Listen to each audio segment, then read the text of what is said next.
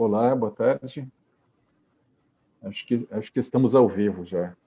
Enfim, então, bem-vindos todos e todas à terceira mesa do CBHA 2020. Essa mesa está dedicada a práticas historiográficas. O que a gente vai fazer assim, eu vou convidar daí cada um dos participantes a fazer um brevíssimo resumo do seu resumo, é um resumo do resumo super sintético. Depois eu vou, talvez, colocar aqui algumas questões iniciais, a gente depois vai agregar perguntas dos outros membros do CBHA e, por fim, a gente abre para perguntas, enfim, do público, que eu saúdo também, que está nos acompanhando pelo YouTube. Então, essa mesa dedicada a práticas historiográficas está composta pela professora Ana Maria Tavares Cavalcante, da UFRJ, que vai nos falar sobre o impressionismo, o simbolismo e o presentismo nos autorretratos de Eliseu Visconti. Depois, a Raquel Pifano, da Universidade Federal de Juiz de Fora, vai nos falar sobre os retratos pictóricos de Murilo Mendes na coleção do poeta. Ivair Reinaldin, da UFRJ, vai nos falar sobre historiografia da arte no Brasil, narrativas para outra prática. E a professora Sônia Gomes Pereira, também da UFRJ, vai falar sobre a historiografia da arte e a biblioteca da Academia e Escola de Belas Artes do Rio de Janeiro. Eu vou pedir, então, por favor, para a Ana Cante começar, fazendo, então, esse brevíssimo resumo da sua apresentação, para a gente depois passar o debate. Bom, boa tarde a todas, a todos. Muito contente de estar aqui com os colegas, né? Mais um colóquio do CBHA. Rapidamente, então, como o Eduardo falou, eu vou falar sobre impressionismo, simbolismo e presentismo nos autorretratos de Eliseu Visconti. Na verdade, essa pesquisa, ela comprou dois num, um combo, porque atualmente a minha pesquisa atual, mais recente, é sobre a recepção do impressionismo no Brasil. E na historiografia da arte brasileira, normalmente, o Eliseu Visconti é indicado como o primeiro impressionista brasileiro, e eu venho discutindo isso já desde a época da minha tese. E a questão dos retratos, que vai até ter um diálogo hoje com a Raquel, porque ela também vai falar de retratos, só que no meu caso são os autorretratos do Visconti. Né? Como muitos já sabem, o Visconti é um dos pintores brasileiros que mais realizou autorretratos. Me pareceram, então, um local de pesquisa sobre essa questão do impressionismo do Visconti muito adequado. Porque, pesquisando esses autorretratos, a gente percebe que ele não fez esses autorretratos para o público em geral, ele presenteava os seus familiares com esses autorretratos, ou ele guardou consigo. Então, na verdade, é só depois que ele morre, quando tem uma retrospectiva, é que 20 autorretratos são expostos ao público. Antes foram pouquíssimos, acho que 5. No resumo está lá explicado, mas o número, eu acho que de cabeça assim, se eu me lembro bem, são 5, enquanto que ele fez uns 40 autorretratos. E o que a gente percebe é que ele vai variando muito a sua técnica nesses autorretratos. E também ele não parte assim, primeiro ele está usando tons mais escuros, e aos poucos a paleta dele vai clareando, que indica a adequação dele ao impressionismo. Na verdade, ele vai fazer, ora, tons mais terrosos, ora, tons mais abertos. Isso muito é de uma forma meio eclética, me parece. Então, é um pouco por aí. Tem umas perguntas que depois o pessoal deve me colocar e a gente continua a conversa. Muito obrigado, Ana. Obrigado. Vou pedir para a Raquel, então, por favor. Então, joia. Boa tarde a todos e a todas. Antes de falar, eu queria parabenizar o pessoal, a diretoria e os organizadores, porque nesse momento de pandemia, ter que organizar o colóquio assim, primeira vez que é esse formato, eu sei que o pessoal deve ter tido muito trabalho, né? Porque sempre dá trabalho organizar o colóquio, mas num formato novo é um trabalho a mais, né? Então, está sendo muito bacana, parabéns aí para todo mundo. Bom, o que eu vou falar aqui, eu estou apresentando, é uma pesquisa que eu comecei já há algum tempo. A Universidade Federal de Juiz de Fora tem um museu, que é o Museu de Arte Murilo Mendes, que guarda a coleção do poeta, porque o Murilo Mendes é de Juiz de Fora. né? Então, depois que ele morre, ele manda parte da biblioteca, ele manda não, né? A viúva manda parte da biblioteca, e depois, quando o Itamar Franco, que era de Juiz de Fora, foi presidente, ele conseguiu negociar a vinda desse acervo para a universidade. E aí fundou-se um centro de estudos e depois passou a ser um museu. Inicialmente, assim, durante muito tempo, esse acervo foi estudado pelo pessoal da literatura, claro, né, por causa do poeta, né, dessa faceta do Murilo como poeta. E esse acervo foi muito pouco estudado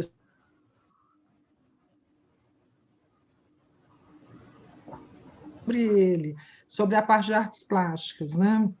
Então, eu, como professora lá da universidade, então, topei esse desafio, e o pessoal sabe, a Sônia sabe, né? A Ana sabe, mudei já há algum tempo o foco da minha pesquisa, que não era isso, né? Era arte colonial. Mas, enfim, e aí, então, já tem uns anos trabalhando com o acervo, e aí comecei esse ano, assim, então, esse recorte de estudar os retratos do Murilo, que tem na coleção dele. Eu comecei agora em agosto, então o que eu vou apresentar, na verdade eu estou trazendo muito mais dúvidas, muito mais questões do que, assim, não tem nada ainda sistematizado. O Murilo Mendes, no início, ele vai para o Rio de Janeiro aos 20 anos, então logo ele conhece o Ismael Nery, e o Ismael Nery fica muito amigo do Ismael, e o Ismael é que o apresenta a esse universo artístico do surrealismo, embora as imagens visuais elas já fossem importantes para ele. Em 1930, ele publica o seu primeiro livro de poemas, e que ele logo ganha o prêmio Graça Aranha. E nesse livro ele traz dois poemas que a gente chama de poemas críticos, que é um sobre Glória Cícero Dias e um Saudação Ismael Nery. E o Guinhar, os retratos que eu selecionei, que foram presenças, tem muito retrato do Murilo, não na coleção, mas espalhado nas coleções por aí, até que a gente consegue mapear bastante, mas são retratos que foram feitos pelos artistas que ele tinha uma relação próxima e que o presentearam. Então, são o do Guinhar, um retrato do Guinhar, que é de 1930, do Murilo, um do Portinari, que é de 1931. Eu tenho dúvidas com relação a essa data, mas, enfim, é de 1931, o museu registra como sendo de 31. O retrato dois desenhos do Arpax Enes, que era marido Vieira da Silva, para quem não sabe, ele mora no Brasil entre 40 e 47, e o Murilo foi alguém que recebeu o casal e que deu, né, vamos dizer assim, muita força para eles, conseguiu exposições, enfim, introduziu, eles moravam no mesmo lugar, arrumou um lugar para ele morar numa pensão, enfim. Então, são dois desenhos, esses são de 40 e 43, e um do desenho do Flávio de Carvalho, que é de 51. Todos foram, parece, pelo que investigamos até agora, foram presentes. Né? Esses de 30 e 31, por enquanto, são dois olhos sobre tela, são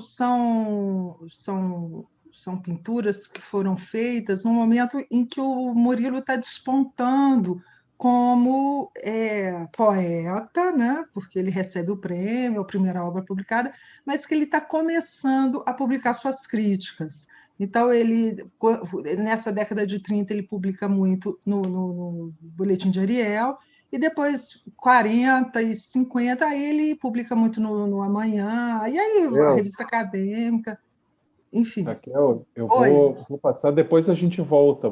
Tá bom? Joia. Tá? Então, Para a a gente ideia... poder ter um espaço para o debate também. Tá bom, desculpa. Vou passar a palavra para a Sônia, por favor. Sônia.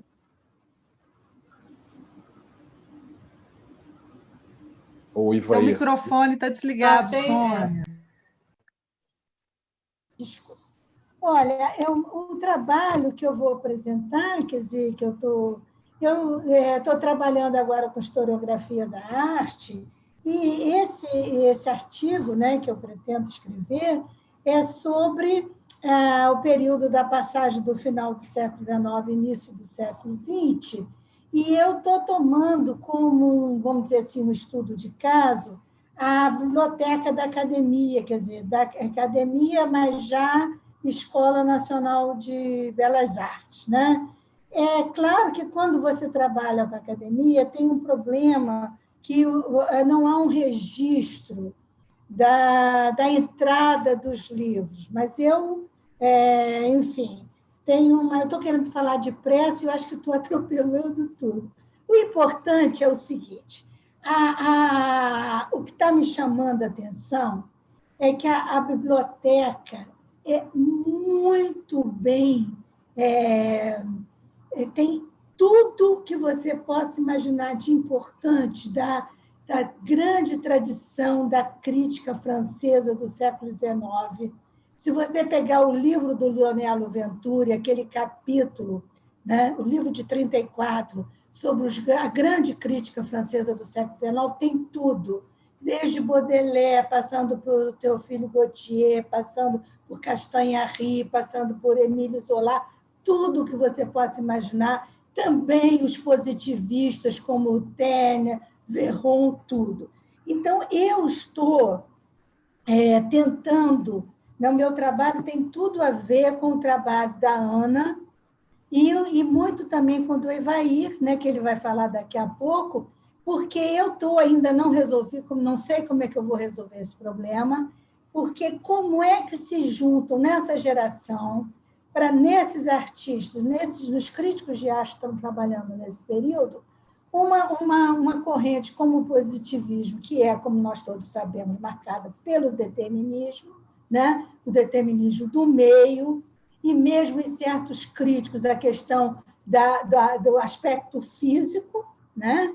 Quer dizer, da constituição física, né? O tamanho do crânio, aquelas coisas todas, com uma crítica que tem uma tradição que não está de toda morta, como é aquela coisa do Baudelaire, o artista morre sem deixar filhos, né? Então, na verdade, eu não sei como resolver o problema, eu estou ainda trabalhando nisso, né? E eu acho que depois, no debate, eu acho que eu vou ter muito que trocar figurinhas com a Ana. Tá? Pelo menos, eu acho que o Evair também, é isso. Obrigado, Sônia. Ivair, por favor. Eu tentarei ser breve. Boa tarde. Bem, essa pesquisa, como eu aponto no resumo, é uma pesquisa bem no início. Na verdade, nos primeiros meses de isolamento social, algo que aconteceu no meu caso foi também ter um espaço para tentar colocar em forma de projeto alguma coisa que eu já vinha pesquisando de uma maneira muito indireta, né, a partir da minha experiência de prática docente na disciplina de Historiografia da Arte no Brasil, né, que é uma disciplina do curso de graduação em História da Arte, da UFRJ. E eu acho que todo mundo que trabalha com historiografia, seja na pesquisa, seja no próprio ensino sobre arte no Brasil, passa um pouco por isso, por essa dificuldade de encontrar as referências, de construir essas linhas historiográficas. E no começo da experiência eu comecei a apontar alguns caminhos, né, trocando com as turmas, com os grupos de estudantes, e na verdade, assim, tomando como parâmetro outras iniciativas, né, eu não comento isso no resumo, mas eu faço também uma revisão historiográfica das antologias.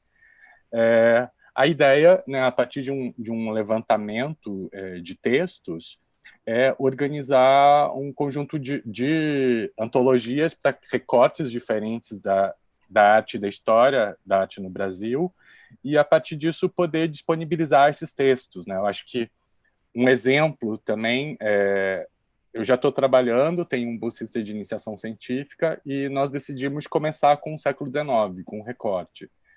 E numa consulta que eu fiz previamente, a Sônia, a Ana, a Marise, né, por conta da proximidade na universidade,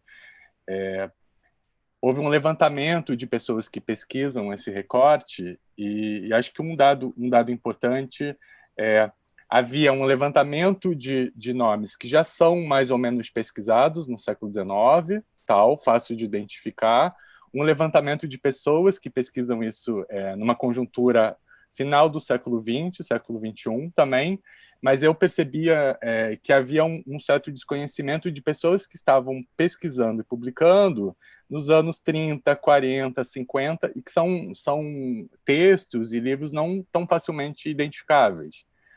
No contexto da pandemia, isso fica muito evidente. Assim, o que você consegue encontrar material em fontes que já estão digitalizadas e o que você ainda depende de arquivos e bibliotecas.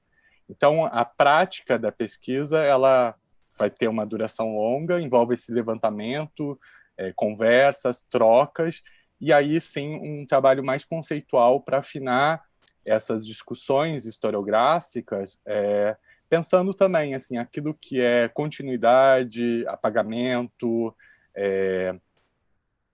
curta, média e longa duração, enfim, que tipo de contribuição esse tipo de levantamento e disponibilização de textos pode trazer para o debate, né? Debate em sala de aula, debate para futuros CBHs, enfim. O resumo eu acho que está mais explicadinho, né? Quais são os meus referenciais teóricos, metodológicos, mas em essência é essa pesquisa. Obrigado. Obrigado, Ivair. Eu acho que eu vou começar fazendo uma pergunta para o Ivair, aproveitar que ele acabou de falar, depois a gente depois tenta engatar, porque as questões historiográficas aqui nos 4 casos são bem óbvias. Ivair, eu queria entender, primeiro, é uma antologia, tu vai partir de textos que já existem, né? É um mapeamento de textos pré-existentes.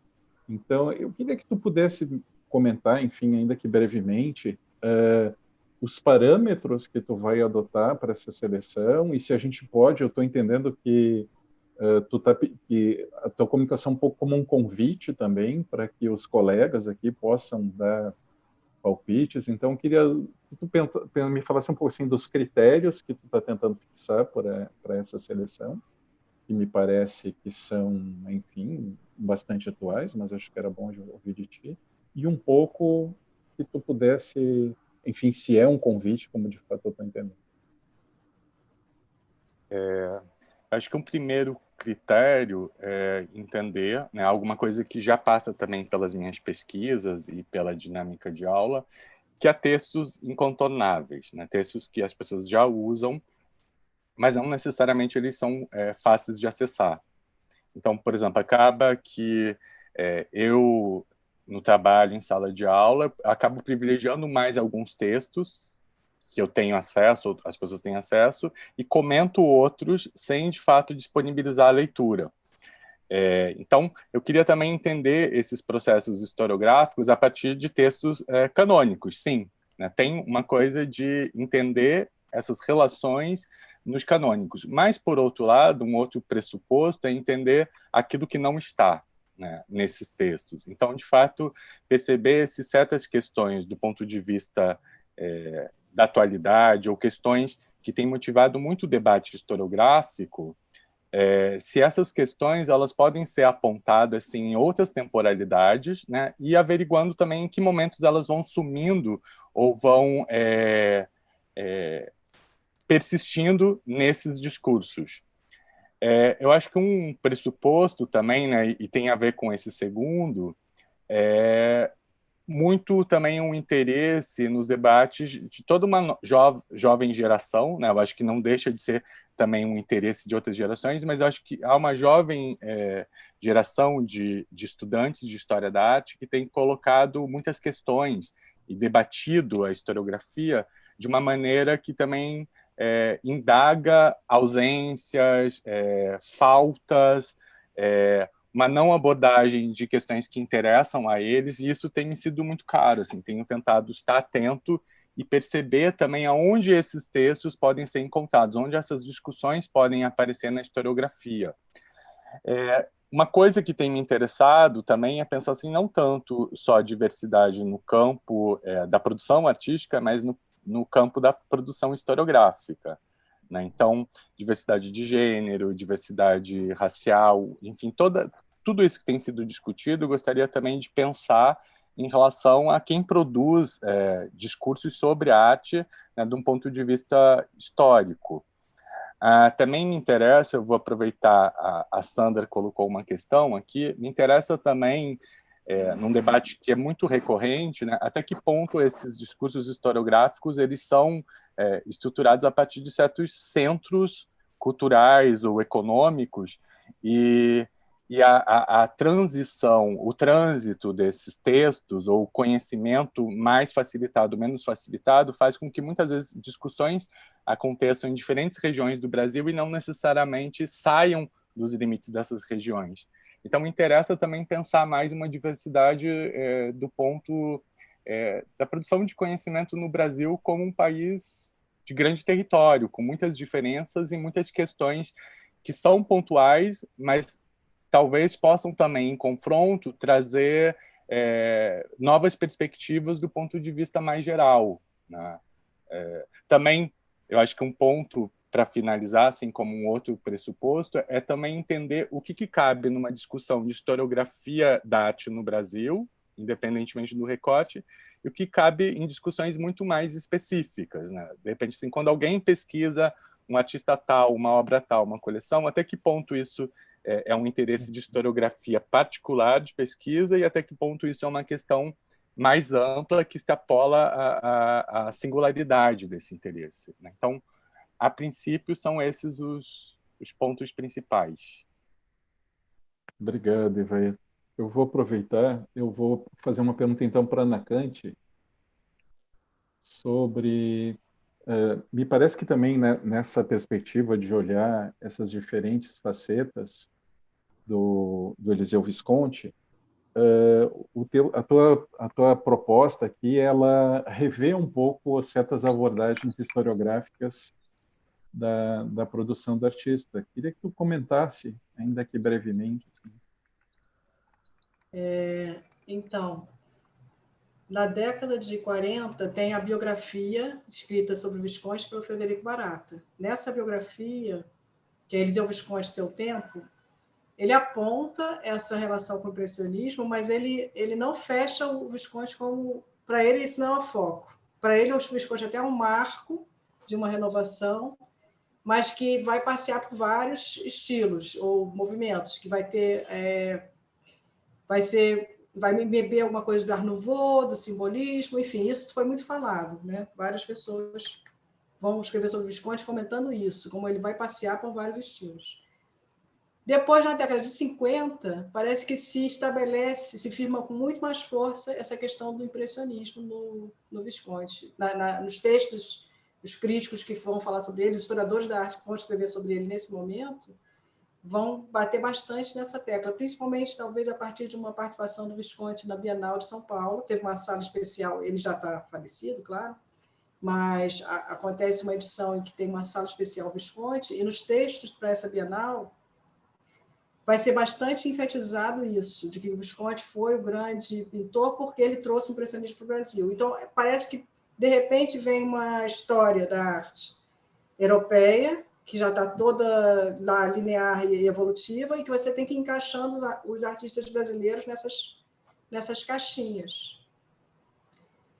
Que me parece que não é desde o início, entendeu? Apesar que bem cedo ainda em vida de Visconti ele vai ser associado ao impressionismo, mas muitas vezes assim, você usou a técnica impressionista em alguns quadros, você percebe essa aproximação, ou às vezes fala mais do pós-impressionismo, inclusive, do que de um neo-impressionismo, do divisionismo, mas não é tão marcado. Depois, durante muito tempo, ficou muito marcado. Então, a gente percebe como vai essa questão da historiografia, ela acaba marcando uma forma de você ler aquele artista, e que me parece que isso, de alguma forma, não é que prejudique, mas de alguma forma diminui, né, o seu entendimento da obra daquele artista. Eu acho que o simbolismo talvez explique bastante, tem alguma coisa muito importante para o Visconti no movimento do simbolismo, pelo menos assim, o entendimento dele como a arte que te leva para outras dimensões. Tem sempre alguma coisa um pouco mística, mesmo que não seja mística, religiosa, mas de entender a arte como algo maior do que o dia a dia, me parece. Tanto que a maior parte dos autorretratos a gente começa a perceber que ele se autorretrata olhando para o alto e meio que enlevado, como se fosse aquele artista que está atingindo outras esferas. Não sei se deixar a palavra aí para os outros colegas também. Tá bem. Eu só tinha uma pergunta rápida. Isso dele dar esses autorretratos de presente parece uma coisa muito estranha. Isso Ele dá para uma os prática, familiares. né? Tem um retrato que ele dá familiares. para a mãe, tem um retrato que ele dá para o sobrinho. A gente sabe porque tem a dedicatória no retrato, está escrito isso. E tem, né? e tem retratos de corpo inteiro também. Tem, né? Talvez esses de corpo inteiro não sejam mais esses que ele quando ele faz o presente é mais aquele tipo busto, né? Esses outros de corpo, porque em alguns retratos ele na verdade eu chamo de autorretrato, mas ele está numa cena familiar. Ele também vai ser conhecido às vezes como pintor da família. Então ele retrata a própria família e ele está ali no meio. Nesse caso é mais comum dele ter exposto, é um retrato realmente para um público mais geral. Raquel, e eu queria saber os retratos, é um pouco inverte aqui a situação, né? A gente sabe se o Murilo Mendes ele chegou a posar para esses retratos? O que a gente sabe sobre isso? Tem alguma coisa sobre... Olha, até agora não encontrei nada, assim, mas na correspondência dele com o Portinari, ele fala de uns esboços que o Portinari, na verdade, fez uns 5 retratos do Murilo. Em pintura, uma gravura e outros desenhos, mas esse parece que é um dos primeiros. Então, na correspondência dele, ele fala que o Portinari já estava com o estudo dele, não é muito claro, porque são sempre cartas muito rápidas, e que ele não poderia se encontrar com ele, mas que ele ia uma outra carta ele ia viajar para o casamento da irmã, e quando voltasse, ele então poderia encontrar com o Portinari para retomar o retrato. Assim, parece que o Portinari fez um desenho e a partir desses desenhos é que ele foi fazendo a pintura. Parece, assim, mas... Tá bom. Eu vou fazer obrigado, Raquel, fazer uma pergunta para a Sônia agora. Sônia, que é mais de uma pergunta de metodologia. Eu queria entender um pouco como é que tu fez essa opção. A ideia era, já que não existiam os programas, os planos de ensino da disciplina, né? Isso não chegaram, isso que eu entendi do teu resumo. E daí tu fizeste essa opção de olhar o acervo da biblioteca, né? Um pouco, queria que tu comentasse a própria dificuldade, enfim, dessa opção. Na verdade, Eduardo, eu abandonei um pouco a academia, sabe? Bom. Não, eu tenho um pouco esse defeito. Eu sou um pouco, como é que se diz? Tem um nome para isso, mas agora me faltou. Não, eu, na verdade, sabe, quando eu estava trabalhando na academia, eu sempre estava muito preocupada, eu trabalhei mais com o século XIX, que história da arte estava embutida, vamos dizer ali, no subsolo, né? Das ações da academia, escolha de acervo, montagem de currículo, etc. e tal, né?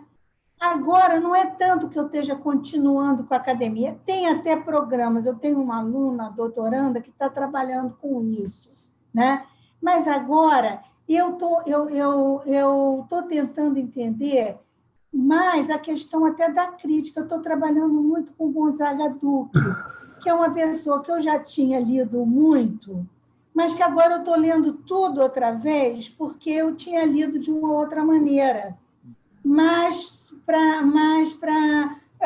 vamos dizer assim, para identificar os artistas e tudo. E a primeira coisa que me chamou a atenção é que, apesar de você reconhecer no Gonzaga Duque a presença do positivismo, né, que é o ambiente teórico de toda aquela geração da passagem do século, né? A geração que fez a República, a geração, né, etc, etc, etc, né? Eu não conseguia, eu estranhava certas afirmações dele e até certas maneira dele de observar obras e comentar de artistas que não casavam muito com o que eu imaginava do positivismo. Aí eu me dei o trabalho de ler o Tênia, né? Li o Tênia, li o Verrão. Você sabe que eu sou uma pessoa obsessiva, fiz anos de análise, não adiantou nada. Mas, então, eu tô entendendo, entendeu? Que eles têm uma maneira específica de pensar sobre arte que não necessariamente que foge um pouco ao... Não sei se foge ao positivismo, né? Isso é uma coisa que eu não posso dizer ainda. Mas o que eu acho que predomina, isso aí eu estou falando um acho e eu quero passar um marca-texto aí nesse acho, porque eu não tenho certeza ainda, né? O que predomina, me parece, nessa geração, tanto de artistas, isso que a Ana falou a respeito do Gonzaga, do Eliseu Visconti, é impressionante. Eles se colocam muito nessa coisa, quer dizer, o artista é livre, é independente para pintar o que quer, ele pinta de acordo com o seu próprio temperamento, não é? A palavra, alguns autores já tinham chamado a atenção para isso, a quantidade de vezes que a palavra temperamento aparece, né, na escrita desses críticos, né?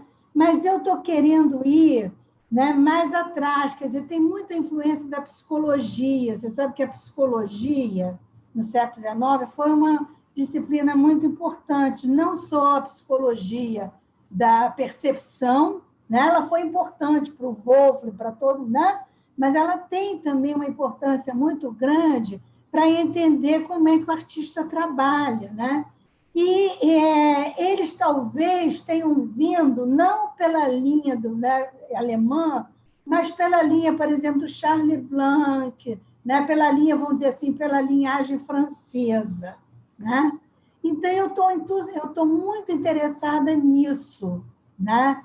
Porque o próprio Émile Zola, que eu estou lendo umas crônicas, umas críticas do Émile Zola, que ele chega a dizer, não me interessa mais o realismo, agora o que me interessa é o temperamento, o artista só deve ser fiel ao seu próprio temperamento.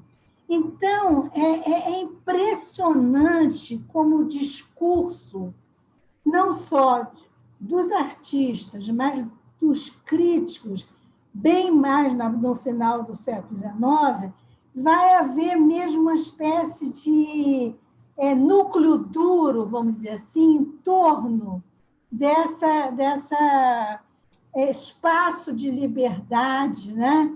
E isso eu tenho a impressão que vai ser a bandeira dos nossos artistas durante muito tempo, né? Você vê aí esses críticos,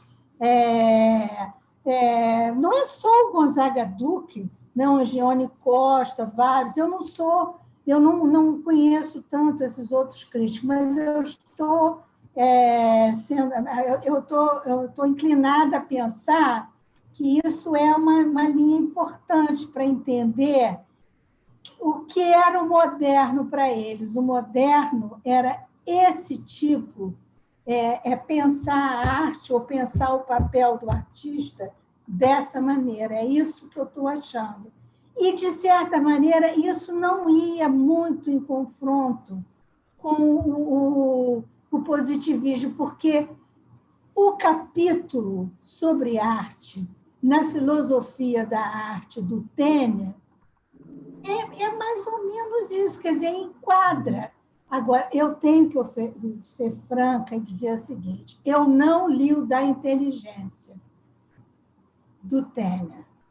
Tenho que ler, porque nesse outro livro do Tênia, ele fala também sobre a arte, né? E Então, eu estou entendendo... eu não queria falar demais, porque eu sei que tem muita gente para falar, mas eu acho que a gente precisava... quer dizer, isso é a minha maneira de trabalhar, que é uma maneira, né? Existem muitas outras, e a minha é uma delas, né? Quer dizer, a gente trabalhando com arte brasileira, na minha maneira de ver, precisa entender muito o pensamento francês, o ambiente teórico francês, porque ele predominou muito, né, no Brasil durante muito tempo. Eu tenho, sei lá, às vezes eu penso, fico até com medo de pensar isso, mas eu acho que ele predominou no Brasil até, vamos dizer, os anos 60. Mesmo com a Hannah Levy tendo vindo aqui, eu fico até com medo de falar isso, com todo o respeito que eu tenho pela Hannah Levy. Mas a Hannah Levy escreveu aquele artigo maravilhoso, foi importante naquele ambiente dos fãs. Mas eu não acredito que passou-se... Quer dizer, eu estou falando isso a partir da minha própria experiência, da minha formação e do meu ambiente de trabalho. Eu acho que os cursos de história da arte, né? Eu acho que os ambientes de trabalho, SFAM e tudo, as pessoas não aplicavam os alemães, nem eles estavam traduzidos, né? Quer dizer, estudavam sempre com manuais franceses, para o bem e para o mal. Mesmo, se eu estiver falando demais, Eduardo, corte-me. Já vou cortar, então. Então, corta. Já vou cortar. Olha só, a gente tem várias perguntas aqui, já a Marise Malta, a Mônica Zelinski tem perguntas para a Ana Cante, o Roberto Condorô tem pergunta para o Ivair, a Maria Elise também tem pergunta para o Ivair.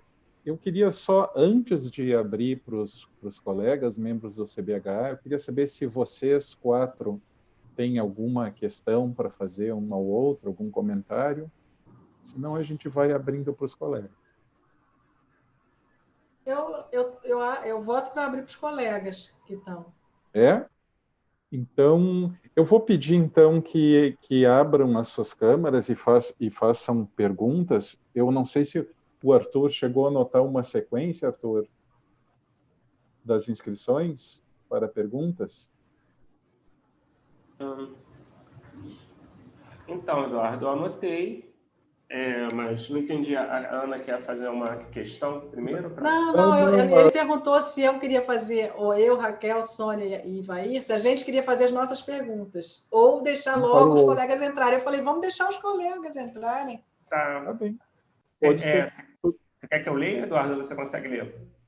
A minha sugestão, Arthur, é que a própria pessoa que se inscreveu abrisse a câmera e fizesse a pergunta. Tá, pode ser.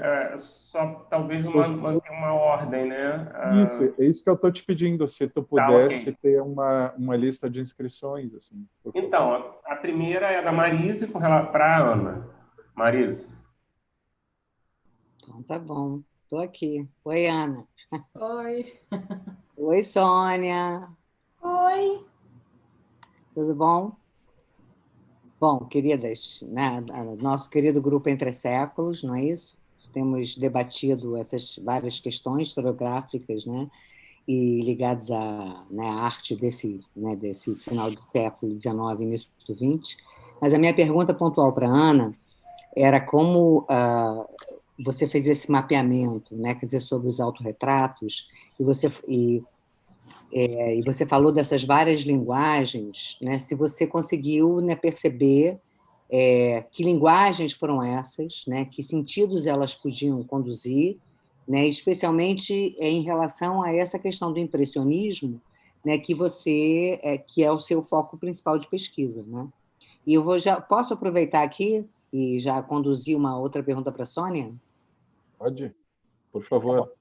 E, Sônia, uma das questões eu acho que importantes, né, que dentro das críticas, né, que você tem desenvolvido, era essa dicotomia que também está relacionada à questão, quer dizer, do positivismo, né, quer dizer, digamos, dos modernos, sobre essa questão de uma sinceridade, da ideia da sinceridade, né? E eu queria que você falasse um pouco mais sobre essa questão que é um pouco diferente, né? Quer dizer, em relação, quer dizer, aos discursos que a gente costuma ver em relação à arte do século XIX, né? Final do XIX, início do XX. É isso.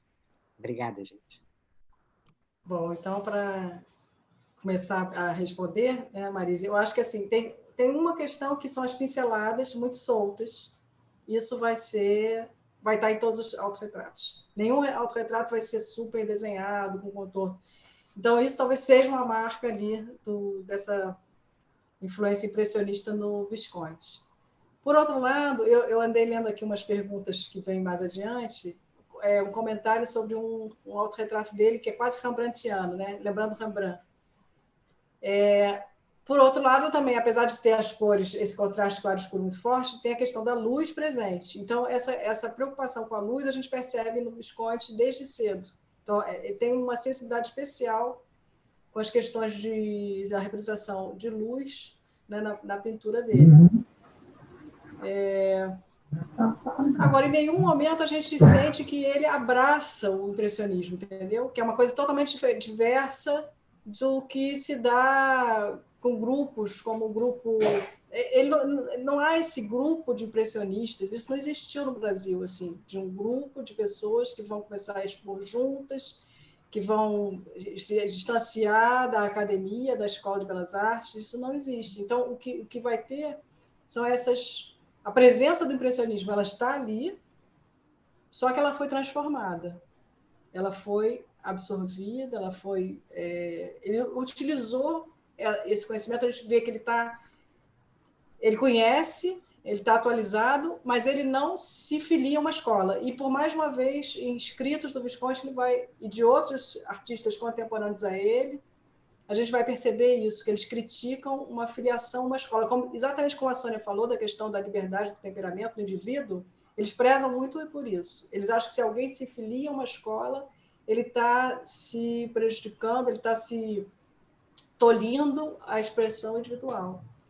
Então, na verdade, usando também acho que a Mônica Zinisch colocou aqui a questão das caixinhas que eu tinha falado, é isso, porque para ele, a gente tentar colocar ele na caixinha do impressionismo, a gente perde esse quadro maior do que era para ele ser um artista, do que essa expressão na arte dele, quais eram as aspirações dele, e também de parte do público daquele momento. Acho que é isso. Agora, sobre como que isso está ajudando para me esclarecer na questão da recepção do impressionismo, é porque, de fato, acho que a gente precisa olhar sempre para as obras, né? É bom a gente ler os textos, ler os artigos de jornal que saíram e tal, mas na obra o artista vai estar dizendo a que veio. Então, nesses autorretratos, a gente está ali, está na cara ali, entendeu? Que ele está fazendo essas experimentações e que tem essa questão psicológica também que a Sônia apontou, dessas questões, como a psicologia está importante ali, como que isso é importante para ele. Acho que é isso. Olha, na pergunta que a Marisa me fez, eu acho que a questão da sinceridade, né, que o próprio Taine fala também.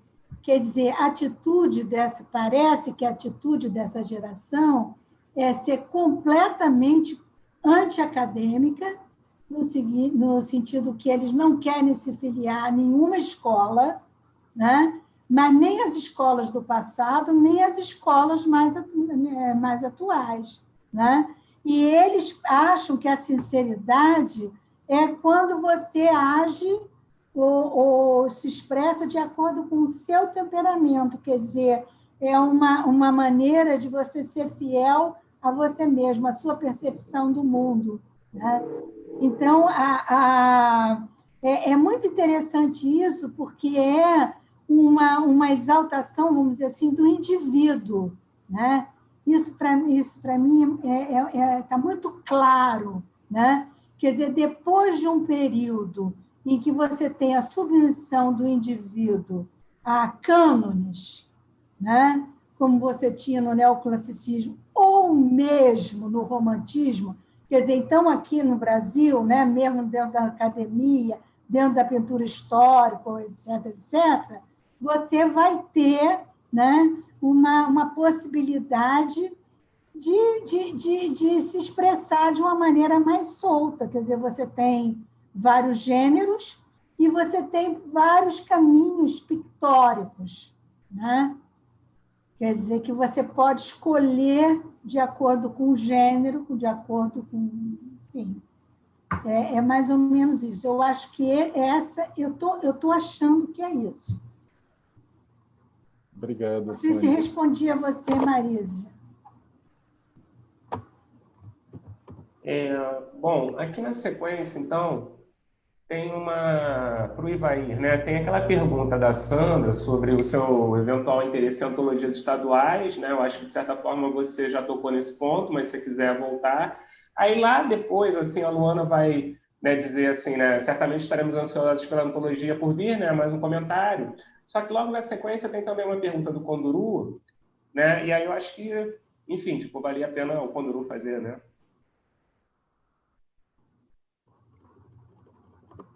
Boa tarde, parabéns a todos. Então, minha pergunta para o Ivair, ele já acabou tratando um pouco antes, que é sobre como lidar com os cânones, né? Já que no Brasil, diferentemente de outros contextos artísticos, o cânone nunca foi tão rigidamente firmado. Mas acaba que eu tenho perguntas também para Sônia e para Ana, que fizeram apresentações muito instigantes. Para a Sônia, talvez eu vá fazer uma pergunta antiga, mas eu fiquei muito interessado nessa ideia do temperamento e eu fiquei pensando em que medida, como isso se relacionaria com aquela ideia mais antiga do ecletismo. E para a Ana, eu fiquei pensando, ao fim e ao cabo, ele estava livre, como disse a Sônia, essa geração estava interessada e contra dogmas e contra classificações, mas afinal, o Visconti tem ou não temperamento? Ele conseguiu firmar ou ele ficou só oscilando em meio aqui, ali, acolá? Entende? É uma pergunta, digamos, mais... Ele chegou a ser um autor que deu o nome dele, que firmou, porque ele é importante, todos nós sabemos. Mas essa questão que a Sônia traz é muito interessante, porque assim, o artista tinha o desafio do temperamento, né? E o temperamento na obra, né? Então é muito interessante. Ao fim, hoje a gente diria que ele tem ou não. Obrigado a todos, espero ter contribuído. Quem responde? Eu acho que o Ivair primeiro, né? Depois a Ana e a Sônia, pode ser. Vamos seguir a ordem das perguntas do Roberto. Então, quero agradecer o comentário da Luana, né? Eu tinha dito isso, mas reforço, né?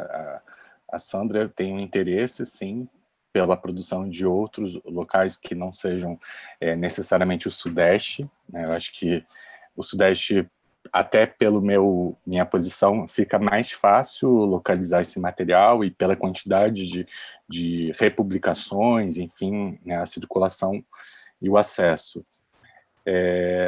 Em relação ao comentário do Conduru, eu concordo que eu acho que quando a gente compara e pensa a historiografia fora do Brasil, né, sobretudo a Europa, a gente lida com cânones no sentido mais forte do termo.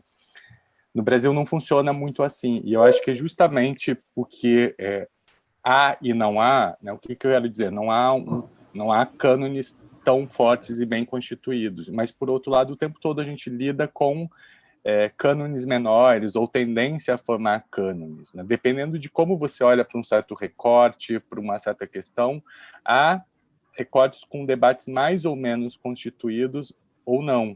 Então, eu acho que a grande dificuldade de lidar com um recorte Brasil é justamente essa, né? Assim, aquilo que a gente identifica, sim, mas não identifica de uma maneira tão precisa. E o que isso caracteriza, o que isso traz, né, para o trabalho em relação a esse contexto?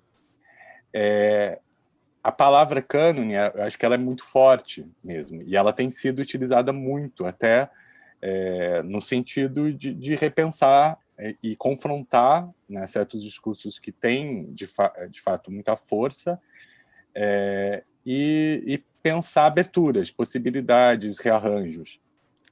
eu não sei se eu lido muito bem com ela, assim, até porque, de fato, é isso.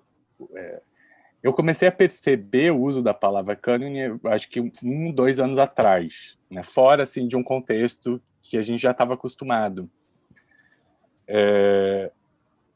Eu concordo que o cânone tem um problema de lidar com contra-cânones e com esse processo cíclico de voltar, né? Um contra-cânone reage a um cânone, mas pode se tornar cânone. E eu acho que o maior problema assim, nesse tipo de pesquisa, de fato, é como lidar com aquilo que uma antologia não dá conta, né? Essa é a questão. Eu fico pensando, por exemplo, questões que envolvam o não texto. Por exemplo, oralidade, dependendo do tipo de recorte, aquilo que você sabe que você tem um indício da existência, mas você não consegue contextualizar, né? Porque você não tem esse indício de uma outra maneira que você possa trazer para o confronto historiográfico. Na sala de aula é mais fácil, porque você debate esse tipo de coisa. Mas como num formato livro, falar também de aquilo que não está, daquilo que o fato de não estar não quer dizer que não há existência, né? Mas que, de fato, não se encaixa no formato.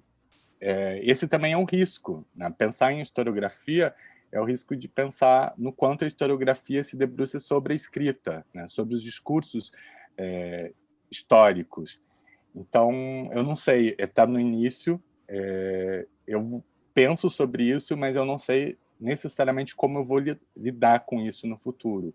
Eu acho que tem uma questão que está mais ou menos em aberta, e eu gosto muito daquilo, de no próprio processo, né, e entendendo quais são os problemas que vão surgindo e quais são e como lidar com essas questões. Enfim, no final das contas é montagem.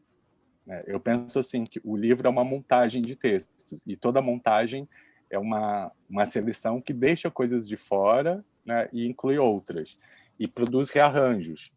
Um pressuposto inicial é debate. Então, eu parto do princípio, quando eu imagino, que o que entra é justamente aquilo que tensiona, aquilo que, de um texto para outro, de grupos de textos em relação a outros grupos, nada se acomoda, né?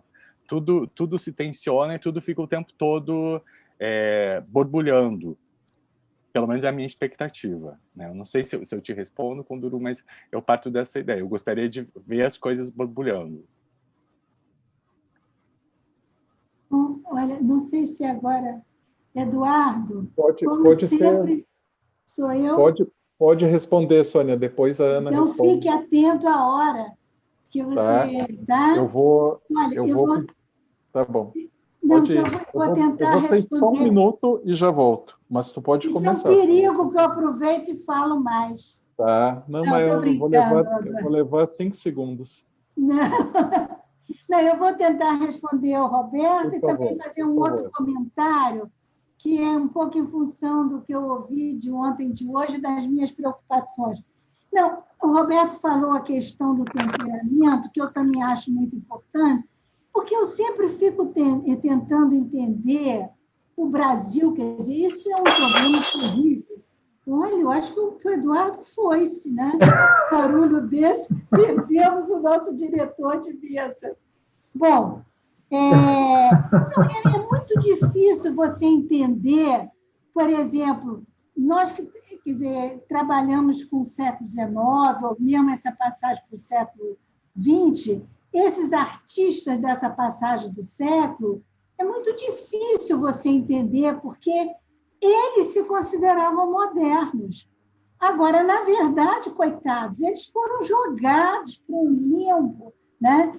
Então, eu agora estou muito interessada em saber o que é esse moderno que eles acham que são, e eles são, porque eles estão, né? Então, agora, a palavra ecletismo, eu tenho procurado evitar, tentado, isso em relação ao meu trabalho. Quer dizer, eu tento evitar palavras perigosas.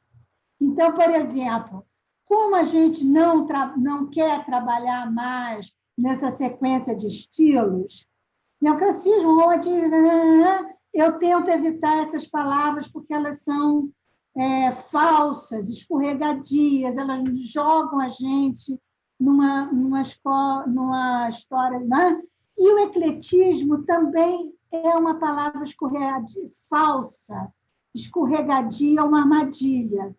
Porque, na verdade, eu tenho uma sensação que esses artistas da passagem do século, eles têm um território de escolhas. E eles transitam nesse território, mas eles têm limites, que eles não ultrapassam. Então, Roberto, quando você pergunta, mas, afinal, qual é o temperamento do Eliseu Visconti? Eu fico imaginando, sou eu imaginando, que deve ser o território que ele demarcou, o Amoedo demarcou outro, que são territórios muito demarcados e muito diferentes, que o Belmiro demarcou outro, que o Parreiras demarcou outro. Então, você repara que eles fazem escolhas muito diferentes, acho eu, né? Então, eu tenho a impressão que não é propriamente assim, quer dizer, a obra vista em conjunto, eu não quero chamar de eclético, porque também, se você olha eu entrando num terreno que eu posso me encrencar toda, mas se você olhar a obra do Picasso, também não é uma opção só, né? Também é um território que ele demarcou e como o homem viveu muito. Então, é o que eu imagino, isso é o que eu imagino. Agora, eu queria, se o Eduardo ainda me permitir, ou se ele não me defenestrar, é o seguinte, eu fico muito preocupada porque nós, como historiadores, olha só a situação de uma historiadora da arte como eu.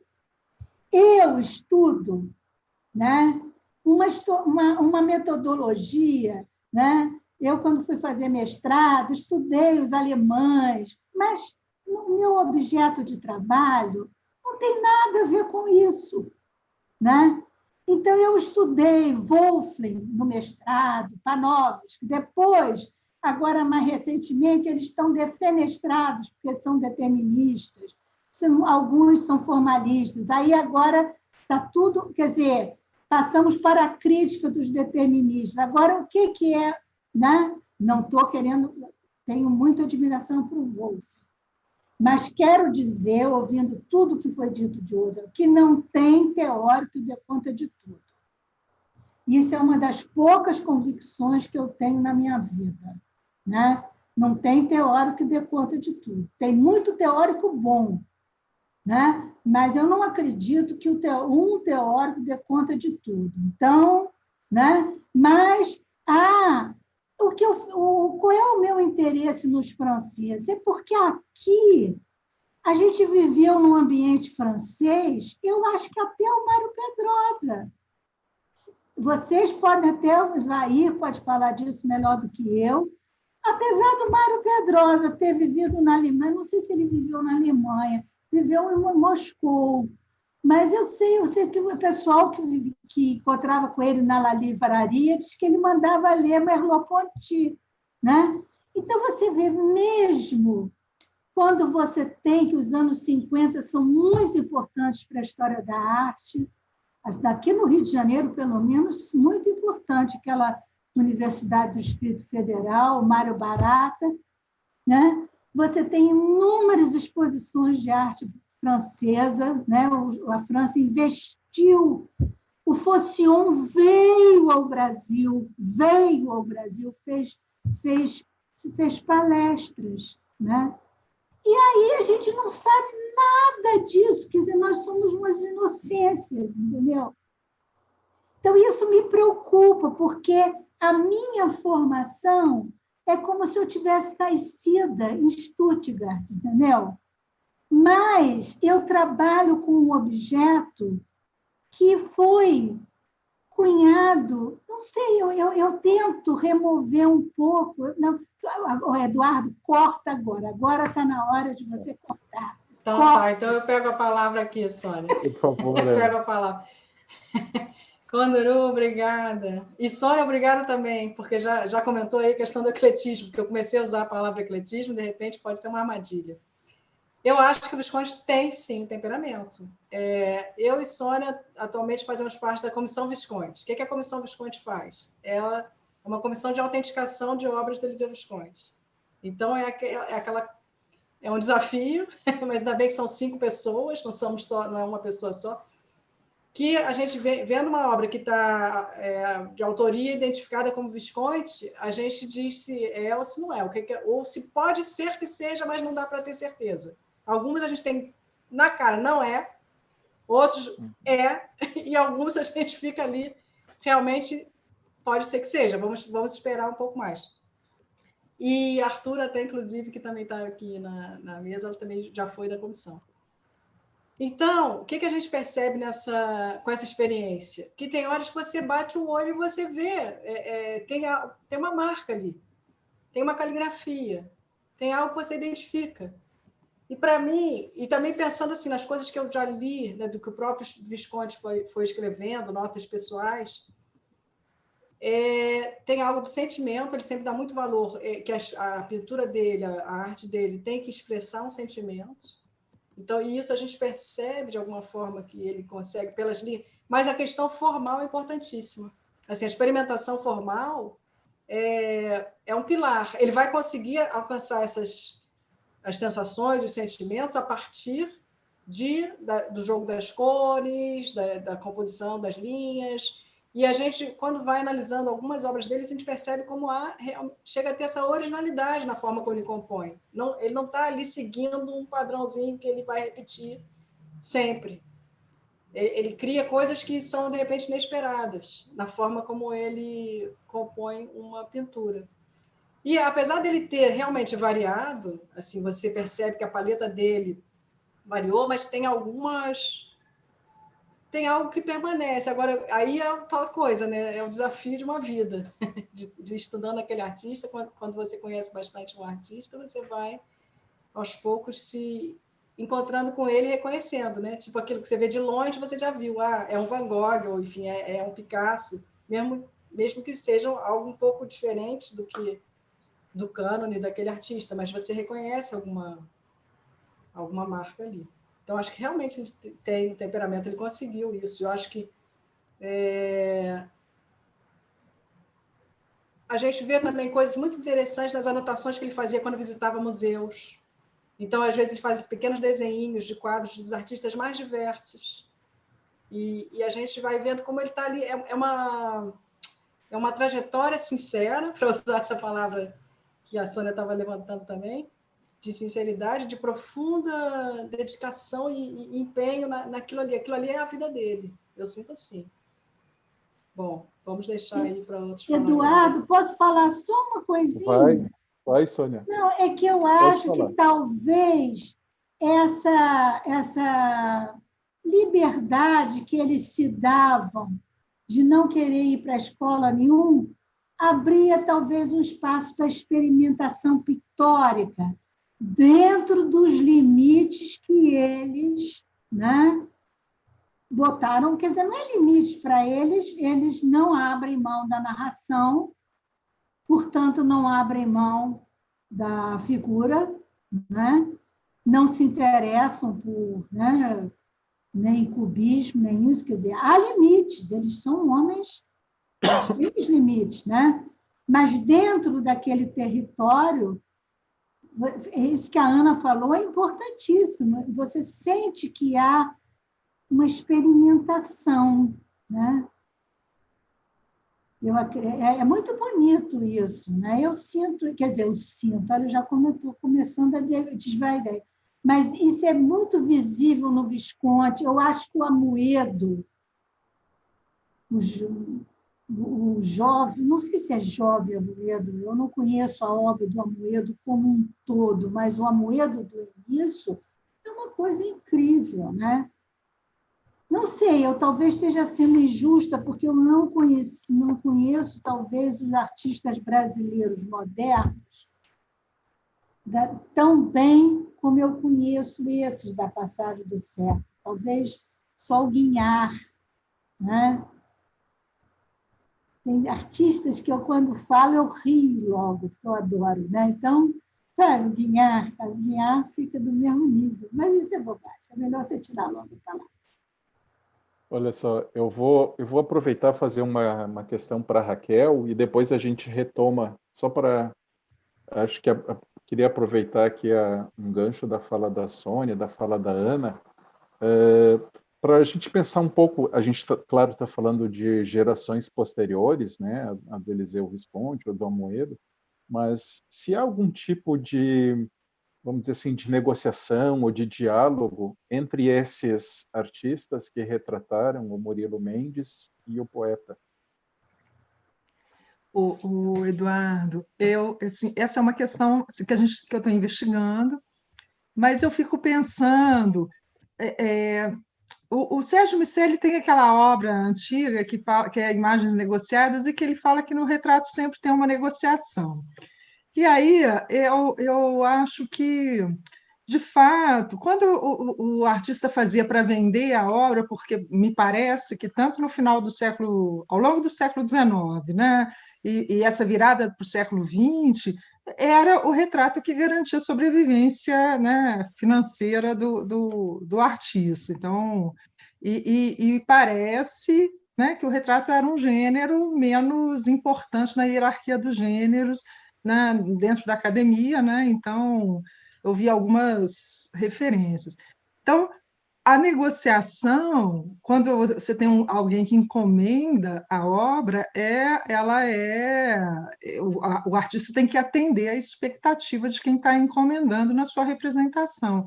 Nessa o que eu estou investigando também, é porque está no início, ainda não, enfim, ainda não conseguiu, ainda não cheguei nos documentos, assim, que negociação que é essa? Então, o Miceli fala é a única coisa que tem escrito sobre, que eu encontrei até agora sobre o retrato do Portinari, feito do Murilo, que ele acha que o Portinari ele faz uma obra de caráter mais moderno, assim, de maior experimentação, para atender a uma expectativa do Murilo enquanto intelectual e alguém que era um artista, que era um poeta moderno, né? E aí, então, a gente está investigando aí para ver se consegue estabelecer assim, até que ponto esse artista negocia no sentido de atender aos desafios propostos pelo debate artístico que possa ser estabelecido entre o Murilo Mendes e o artista que o está retratando. Aí eu fiquei pensando também no caso do Visconti, Ana, que assim, o autorretrato, assim, porque aí eu comecei a refletir um pouco sobre como se dá essas negociações. E no caso do autorretrato, assim, não tem negociação nenhuma, porque é onde o artista pode ser o mais livre, fazer o que ele quer, né? Fiquei pensando também no retrato da mulher, né? Porque a mulher, a companheira que está ali, duvido que sempre foi ela que pediu para ser retratada, assim, é porque é um modelo que está ali, que é mais fácil, né? Enfim, então que dá para perceber, assim, não tem essa estrutura narrativa, o próprio retrato já não era um gênero inferior porque não tinha essa estrutura tão narrativa como a pintura histórica, né? E isso talvez permitisse o artista a experimentar, a ser mais livre, né? E a explorar. Eu fico aí pensando, talvez por isso tantos autorretratos, né? E aí, no caso do Murilo, é isso. Eu estou, enfim, buscando para ver que tipo de negociação se dá ali, que resposta formal o artista dá a possíveis desafios artísticos, né? Colocados pelo Murilo Mendes. É isso. Obrigado, Raquel. Arthur, tem mais inscrições? Sim, então, a Luana faz uma pergunta para a Ana e outra para a Raquel, né? Para a Raquel, eu vou ler aqui, ela faz assim, os retratos de Murilo Mendes, no resumo, são muito diferentes. Como refletem mais o artista que os realizou do que o escritor? Ou de outra forma, né? O que compreendemos sobre o escritor nesses retratos tão diferentes? Certo? Aí ela tem uma pergunta para a Ana, mas eu acho que a Raquel pode responder. Eu li, né? Era para a Ana ler. Enfim, tipo, era melhor a Luana ter colocado, esqueci. Mas, sei lá, Luana, se quiser falar, e aí, de repente, você coloca já da Ana também. Não, obrigada. Não, eu acho que, na verdade, a pergunta para a Ana foi respondida aí nas várias perguntas que vieram antes, né? Não sei, a Ana mesmo pode considerar. Então, acho que talvez a gente pudesse ouvir mais a Raquel um pouquinho mais, né? Obrigada. Luana, os retratos, eles vão de 1930 até 1940. São dois, os de 30 e 31, que é o Guinhari e Portinari, eles são óleos sobre tela. E os outros são desenhos. De toda forma, eles são muito diferentes, porque aí é a poética de cada artista que está colocado, né? A pesquisa visual de cada artista que está colocado. Assim, essa é uma questão assim, de como alinhar esses retratos assim, né, na pesquisa. De qualquer forma, assim, eu acho que um caminho é entender esse processo de negociação aí que a gente falou anteriormente.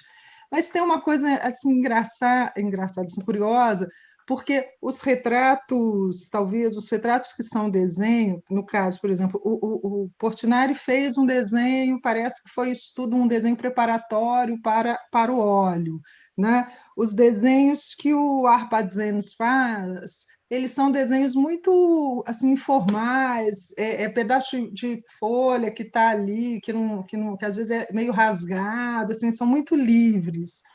E o do Flávio de Carvalho, que é lá já em 51, ele faz uma pintura e um desenho que a pintura e o desenho não tem nada a ver. Então, o desenho tem um pouco é mais próximo de uma ideia de uma obra acabada, assim, de uma linguagem diferente e que, então, talvez assim dê para perceber. Não sei se tanto do Murilo, mas um debate que vai acompanhando o Murilo na sua concepção do que era a arte moderna, que eu consiga perceber vamos ver se eu consigo perceber isso na representação do Murilo, de como esse pensamento sobre a arte do Murilo também vai alterando ao longo dos anos 30 até os anos 50, porque ele muda bastante na sua experimentação poética, na sua reflexão artística, enfim, né? Sim, mas ainda, como eu falei no início, é uma pesquisa que está muito no início, assim, ainda não, de fato, assim, ainda não sei te dizer, assim, ainda, vamos ver, né, se eu consigo chegar lá, né, apurar isso. Obrigado, Raquel. Arthur? Bom, então, aí depois sou eu, que eu botei tá bom. Eu coloquei tá lá no chat, vocês podem, eu não estou trapaceando não, tá? Enfim, na verdade, assim, é um pouco a questão que eu tinha pensado para a Ana, a Raquel, de certa forma, adiantou, né? A questão seria essa. Então, você fala de diferentes estilos, você fala de ecletismo, né? Eu entendo como é que você como você usou o termo, não propriamente não discordo, mas a questão seria assim, então, quando você olha para a produção, vamos supor que não é a produção de autorretratos, você olha para o corpus de retratos do Visconde como um todo, sobretudo para os retratos encomendados, será que a gente vê a mesma coisa? Será que a gente vê algo mais limitado, assim, mais restrito em termos estilísticos? Porque eu acho que todos esses termos que a gente está usando aqui, temperamento, sinceridade, estilo, eles são relacionais, entendeu? Não dá, na minha opinião, não dá para você pensar isso em termos absolutos. Eles vão variar, e é como a Raquel está colocando. Eu concordo com a Raquel, existe uma questão relacional em vários dos contextos, né? Queria que você comentasse um pouco sobre isso. Você percebe? Eu achei ótimo, porque eu não tinha pensado em fazer essa comparação, mas agora, com você falando, já comecei a lembrar de alguns retratos, né? Retrato do pianista, lá, Alberto Nepomuceno, retrato da escultora Nicolina, e é muito mais muito mais pensado, muito mais articulado. A gente percebe que ali tem uma coisa mais construída, eu acho. Mas, enfim, isso aí foi uma dica que você me deu que eu tenho que agora aprofundar. Mas achei muito legal, porque aí vai dar para comparar, né? Quando ele faz o retrato de outras pessoas, em que contexto, e quando ele faz os seus retratos. E a Raquel, queria entrar um pouquinho na discussão aí dos seus retratos, porque eu acho que já está dizendo alguma coisa do Murilo, porque ele guardou. Ele poderia ter jogado fora. Se ele não tivesse gostado de alguns, ele poderia não ter guardado. Então, talvez assim, o fato dele ter... São retratos que ficaram com ele, e que, de repente, ele gostou da imagem que passou dele, né? Essa coisa do moderno. Eu achei umas coisas incríveis, aquelas linhas ali. Não sei, acabei entrando aqui no... Desculpa aí, se não devia ter feito isso, mas... Não, ficou ótimo, Ana. Enfim, não sei se a O, Raquel quer comentar.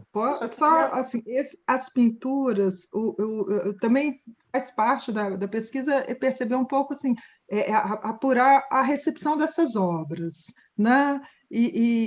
Por exemplo, parece que o retrato que o Portinari fez foi exposto no Salão de 31.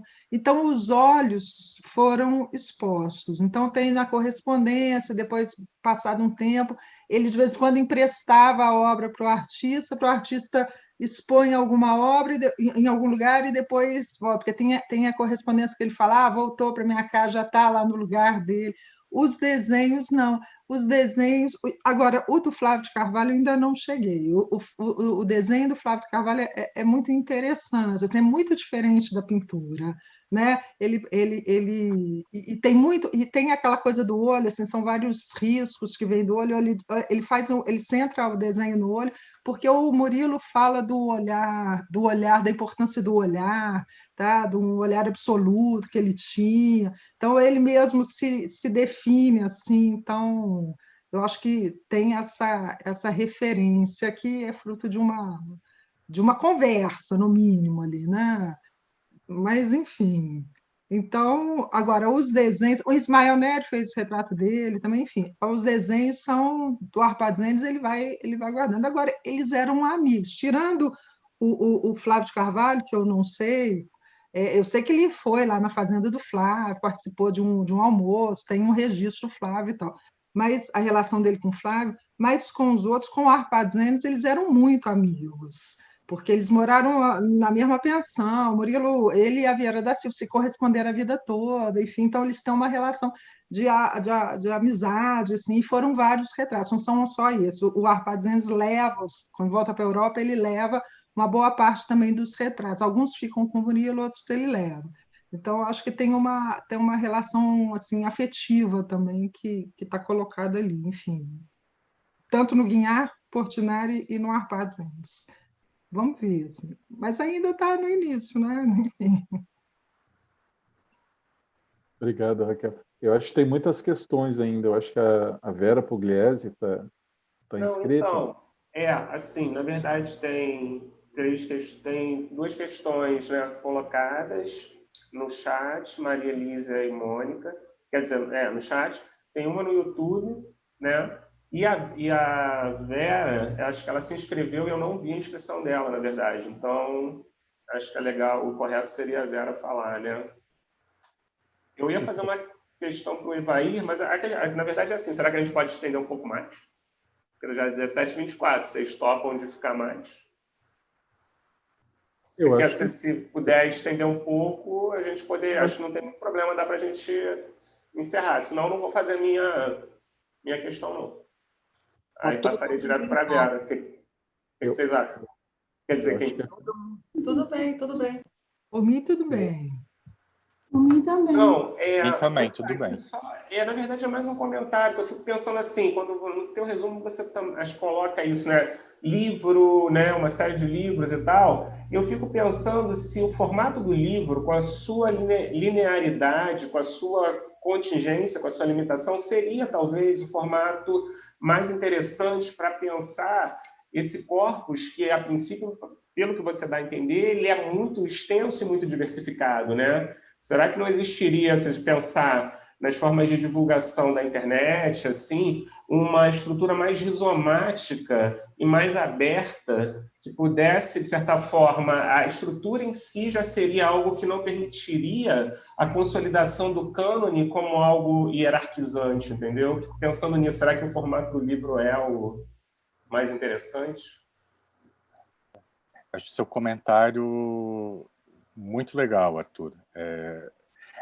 Eu parti do pressuposto do livro, né, até por tomar outros como referência, mas talvez isso, né, essa sua sugestão possa ser bem interessante e tem que se cogitar, porque, enfim, no final das contas, a gente tem dois produtos diferentes, um banco de dados, né, que muito maior e uma seleção que seria aquilo que vai ser divulgado. Então, eu não sei, teria que ver direito autoral, enfim, como é que fica toda essa história depois. Mas é isso, eu vou pensar a respeito e também pesquisar para saber, em termos jurídicos, qual seria essa diferença também de um site e de um livro. Mas obrigado pela sugestão.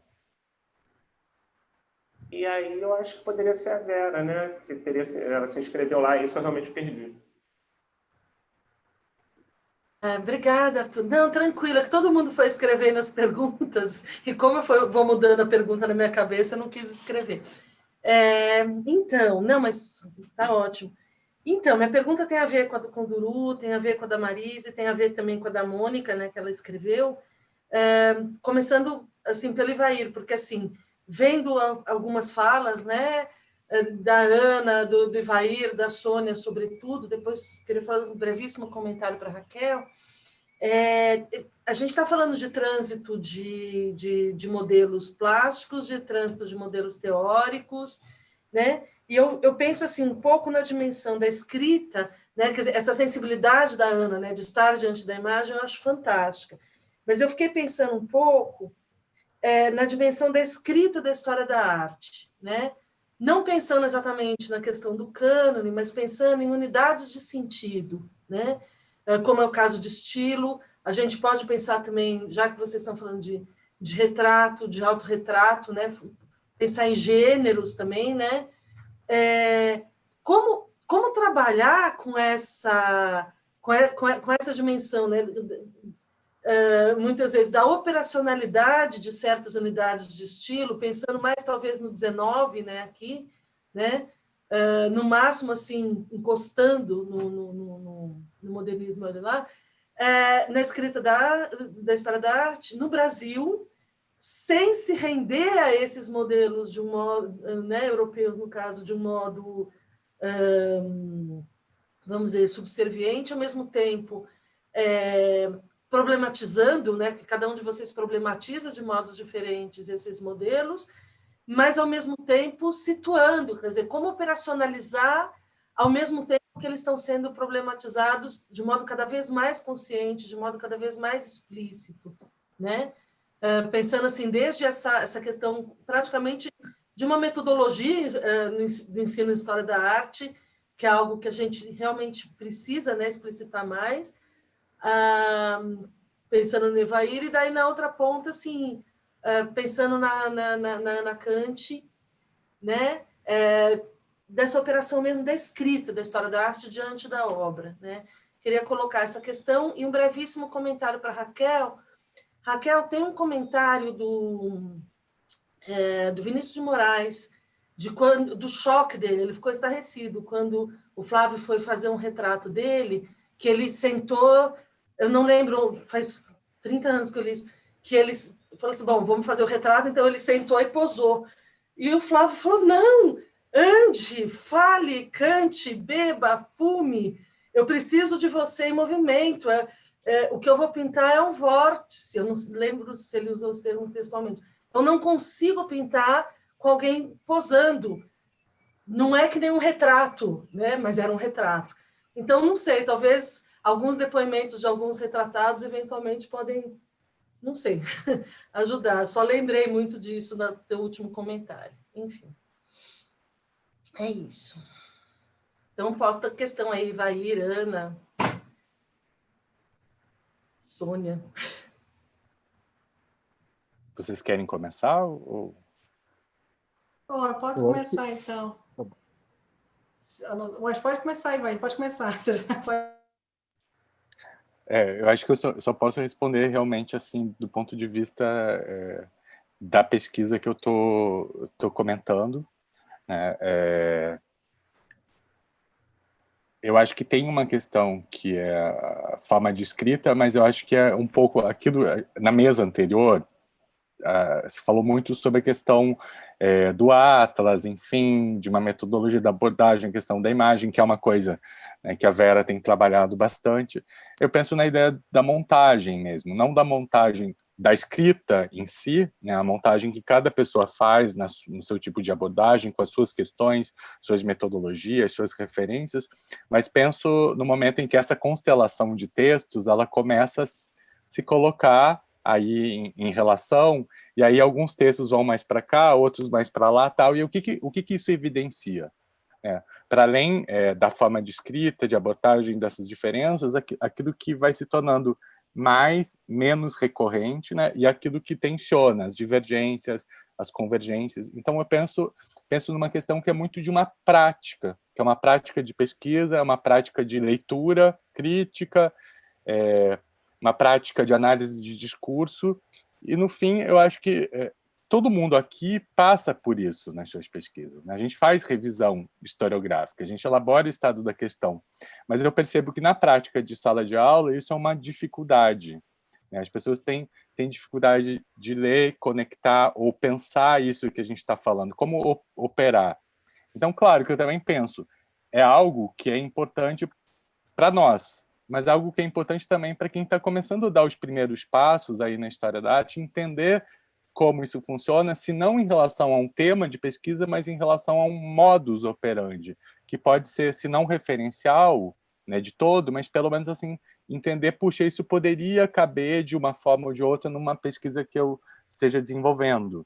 Então, eu penso por aí. Eu não sei se eu te respondi, Vera, mas como o nosso tempo está curto, eu super me interesso de continuar a conversa depois. Então, vou deixar a Ana, Sônia... Não sei. Então... Continuando, pegando... Fala, Sônia, fala. Não, eu tento fazer o seguinte, eu sempre tenho muita preocupação, né, quando eu dou, né, minhas aulas de arte brasileira 19 início 20, de mostrar em que problemas aquelas gerações estão metidas, né? Eu acho isso muito importante. Então, por exemplo, aquelas gerações românticas, né? O Porto Alegre, as lutas daquelas gerações pela independência, né? Mesmo que eles não tenham... Eu dou aula numa escola de belas artes, então nem sempre eles têm tanto essa formação, né? Então, sobretudo na passagem do século, por exemplo, falar do Joaquim Nabuco, pessoas que tinham, né, muita consciência da escravidão, dos problemas da escravidão, e que foram conscientes de que a abolição, da maneira como foi feita, não ia resolver o problema, né? Então, pessoas, por exemplo, como Manuel Bonfim, que foram críticos da colonização. Então, muitas coisas que estão sendo faladas agora, pessoas daquela época, autores daquela época, tiveram quer dizer, foram conscientes desse problema. Então, eu sempre tenho a preocupação, quer dizer, não era um pensamento hegemônico, mas havia autores importantes, como é o caso do Joaquim Nabuco, né? Então, eu sempre tenho essa preocupação de trazer para os alunos essas vozes também, entendeu? Quer dizer, com atores que estavam ali, eram intelectuais importantes, né? Foram perdedores, como nós também estamos sendo perdedores hoje, não estamos sendo? Então, né, isso é uma preocupação que eu tenho, sempre tive e que tenho até hoje. Ana. Vera, obrigada. Vou tentar, assim, rapidamente, né, o desafio de escrever a partir das imagens, a partir das obras, e o que fazer desse modelo europeu? Simplesmente ignorar? Jogar para fora, isso não serve para mim? Ou eu acho que eu tentei isso lá no início, entendeu? Quando eu estava fazendo a minha tese, eu pensei nisso. Não vou nem discutir negócio de impressionismo. Quer dizer, eu até toquei naquilo ali, mas pensei, não vou tocar nisso. Só que isso te persegue. E, na verdade, isso estava presente também na época dele. Ele sabia desse conceito, ele sabia dessas obras e desses artistas, ele tinha essa informação.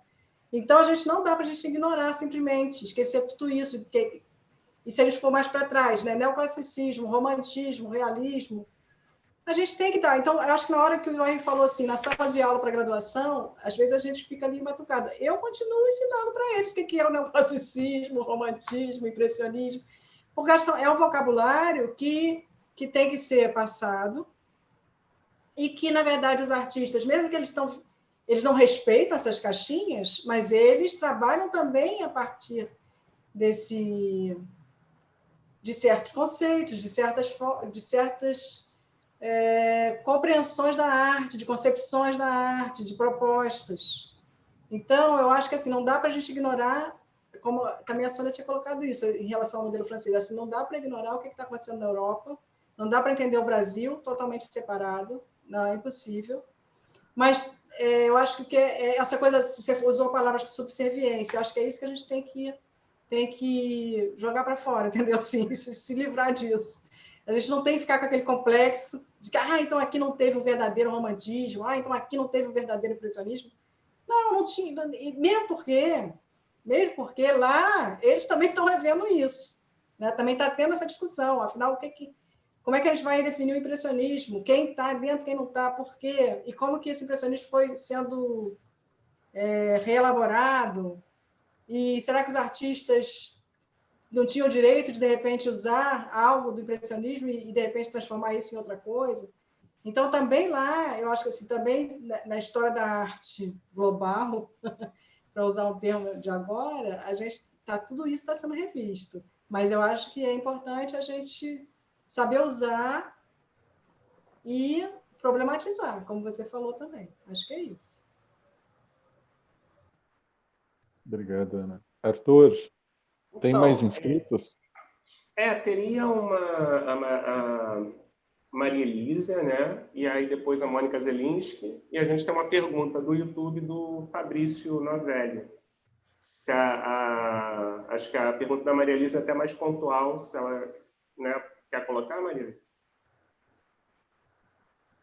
Não sei se ela está aí, né? Vou colocar. Sim. Aqui. Peraí. Eu quero fazer a pergunta para o Ivair, né? Como o Ivair pretende fazer essa questão da historiografia da arte brasileira partindo dos cânones, eu quero saber se você já fez a leitura daqueles primeiros livros dos historiadores da arte, né, do século XIX, que, no fundo, eu já li aqueles livros na época do meu mestrado.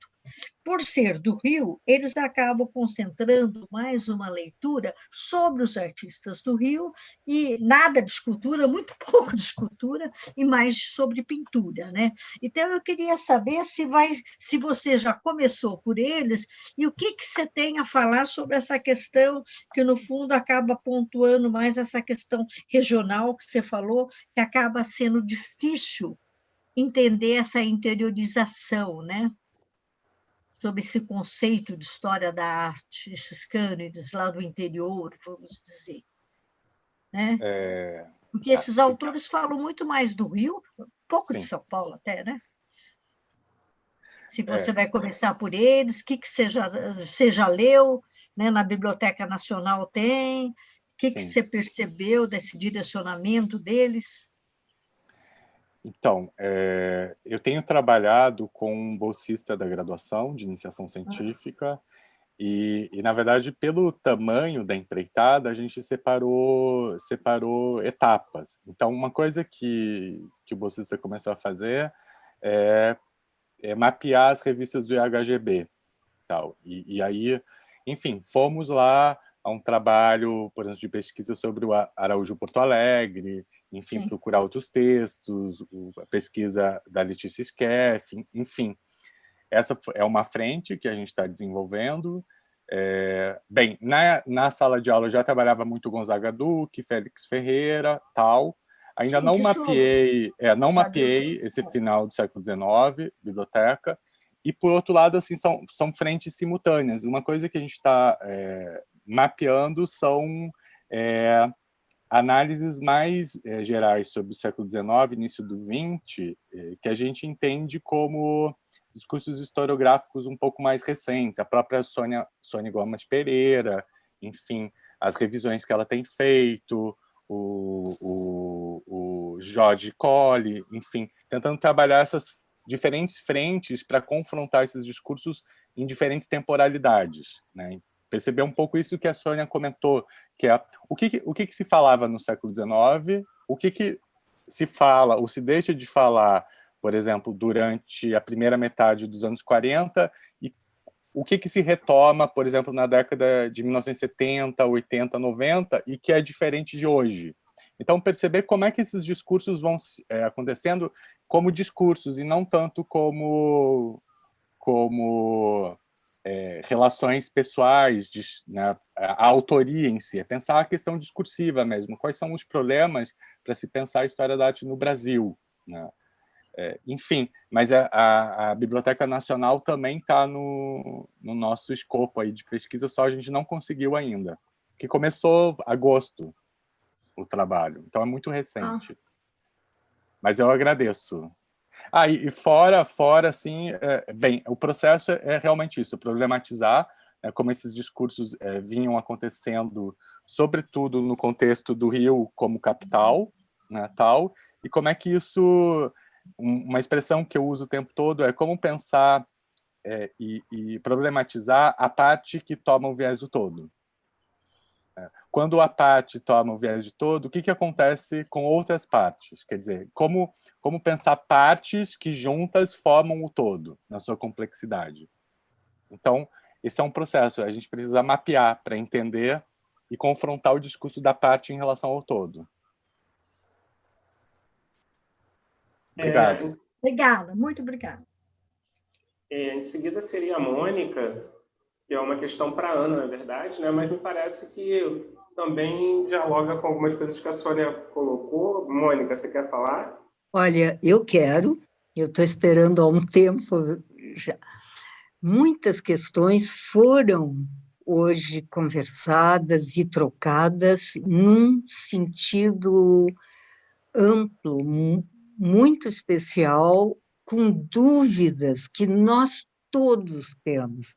Então, quando eu vi a Ana apresentando a questão das caixinhas, quando o Ivair falou nas questões, todos tocaram, são questões que nos afetam muito, especialmente quando tratamos a história da arte brasileira.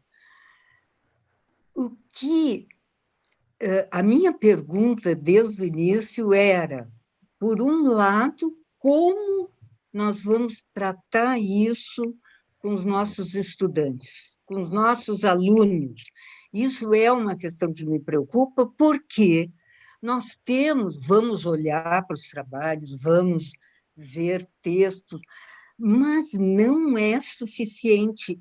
A meu ver, talvez falte a elaboração de uma teoria ou de várias teorias mais fundamentadas e aprofundadas sobre a questão, porque ela é uma angústia para todos nós, não só em metodologias em sala de aula, como para escrever um texto que a gente esteja vendo caixinhas possíveis de várias origens e nacionalidades, e, na verdade, nós não temos ainda recursos desenvolvidos e atentos à questão.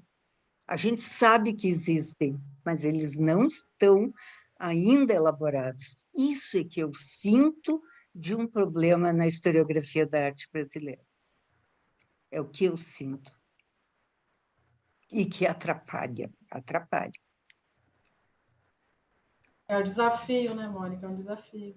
É um grande desafio. Eu acho que ele é uma questão essencial e de base. Ela é uma questão que já vem há muito tempo e cada vez mais.